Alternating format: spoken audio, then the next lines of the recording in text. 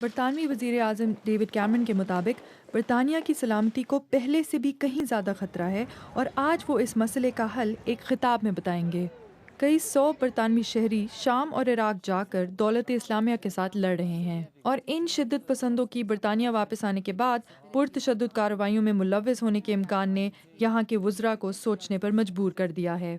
ان نئے اقدامات میں شہریوں کے پاسپورٹ ضبط کیے جا سکتے ہیں، جنگجوؤں پر برطانیہ واپس آنے پر عارضی پابندی لگ سکتی ہے اور مشتبہ دہشت گردوں پر اور بھی سخت نگرانی ہو سکتی ہے۔ برطانیہ کی لیبر پارٹی چاہتی ہے کہ ملک میں پرانے کنٹرول آرڈرز واپس لائے جائیں جن کے تحت مشتبہ دہشت گردوں کو اپنے گھروں سے دور منتقل کیا جا سکتا ہے، لیکن لبرل ڈیموکریٹس ان اقدامات کی قانونی حیثیت پر سوال اٹھا رہے ہیں۔ دہشت گردوں کو بیرونی ممالک جا کر تشدد کرنے پر روکنے کے لیے پہلے سے قوانین موجود ہیں، لیکن جب آپ کسی کی شہریت واپس لینے کی بات کریں گے تو اور مسائل سامنے آئیں گے۔